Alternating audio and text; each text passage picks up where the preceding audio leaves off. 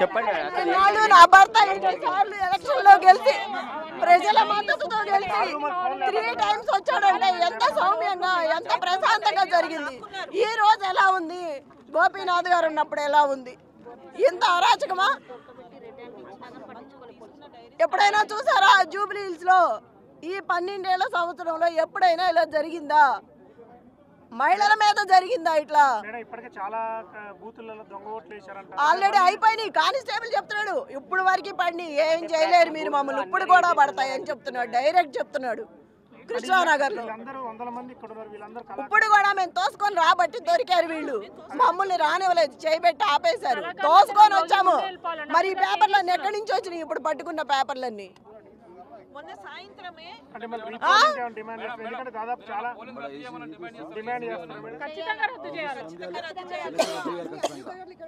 ఖచ్చితంగా రద్దు చేయాలి. ఈ రౌడీయిజంలో ఇది ప్రజాస్వామ్యంలో ఇది పద్ధతి కాదు, ఇట్లా చెయ్యకూడదు. ఎన్నని 10 నుంచి కూడు నీళ్లు లేకుండా ఎక్కడ పడితే అక్కడ తిరుగుతున్నాము. ఇంత అరాచకమా? ఇప్పుడు కూడా ఆయన నన్ను తోసేశాడు కిందకి.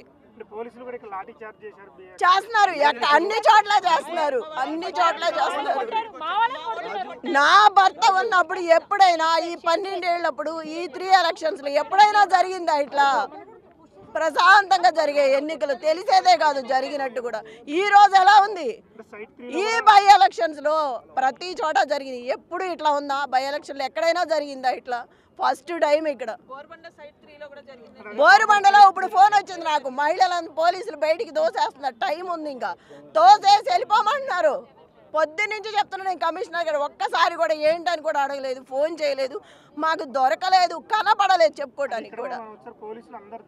పోలీసులు దగ్గర ఉన్నారు, కాపలాకి వచ్చారు మేము వస్తున్నామని తెలిసి, అందుకనే మమ్మల్ని లోపలికి రానివ్వరా. నేనే తోసుకొని లోపలికి వచ్చేస్తే ధైర్యం చేసి నా వెనకమాల వచ్చారు. దొరికారు, అందరూ దొరికారు, పరుగులు పెట్టి లాక్కొని పట్టుకొచ్చి లాక్కున్నాము. పేపర్లు అయిగో ఇంకా వాడి చేతిలో ఉన్నాయి, వాడి చేతిలో. ఏం మాట్లాడలా, మీరే పక్కకి వెళ్ళిపోండి, వాళ్ళని వదిలేను, వాళ్ళ పక్కకు తీసుకెళ్తున్నాం కాబట్టి మీరు వెళ్ళిపోండి, వాళ్ళని పంపిస్తా, మీరు ముందు వెళ్ళిపోండి అంటున్నాడు. అదేమి లెక్క? అడిగాము, లోపలికి తీసుకెళ్లి లాక్ వేసి నా దగ్గరకు రమ్మన్నా. వాళ్ళ రూమ్ లో వేసి లాక్ వేసి నా దగ్గరకు వచ్చి మాట్లాడమని చెప్పా అన్నాడు. ఇప్పుడు అక్కడేం చెప్పాడు? కృష్ణానగర్ లో ఇప్పుడు వచ్చింది ఆయనగా, కృష్ణానగర్ నుంచి వచ్చాడు. మన వెనకాల ఎందుకు వచ్చాడు? నవీన్ యాదవ్ బామర్దికి ఏం పని ఇక్కడ? ఏం పని ఇక్కడ? చాలా గలీజు మాటలు మాట్లాడుతున్నాడు మహిళల్ని. అట్లాగే నా మాట్లాడేది. మరి రౌడీయిజంలో ఆడవాళ్ళతో ఎట్లా బిహేవ్ చేయాలో, ఎట్లా మాట్లాడే ఏం తెలుసు వాళ్ళకి? తక్షణమే ఎలక్షన్ రద్దు చేయాలి. ఈ రౌడీయిజాన్ని అరికట్టాలంటే అన్ని చోట్ల, ప్రతి చోట ఉన్నాయి, ప్రతి బూత్ లో ఉన్నాయి.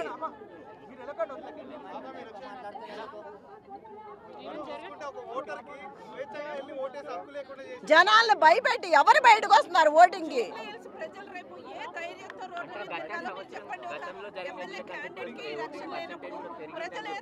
పెరిగిందంటే ఒక మహిళగా ఒక మహిళలు సపోర్ట్ ఇస్తున్నారు. ఇంత బాధలో ఉండి అమ్మాయి బయటకు వచ్చింది, ఇంత రౌడీయిజం ఏంటని వాళ్ళకు కూడా అర్థమైంది. నేను రిక్వెస్ట్ చేసి చెప్తున్నా కదా, భయపడొద్దని.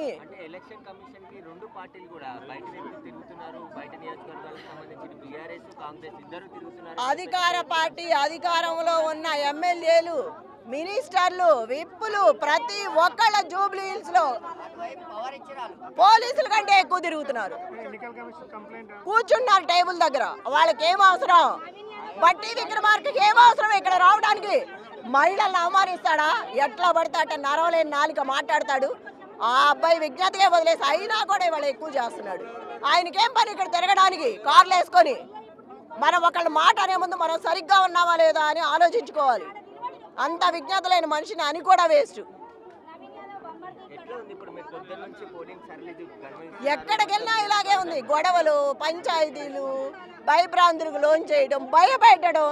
ఏంది? నన్ను కూడా బెదిరిస్తున్నాను, నీ సంగతి రేపు చూస్తామని.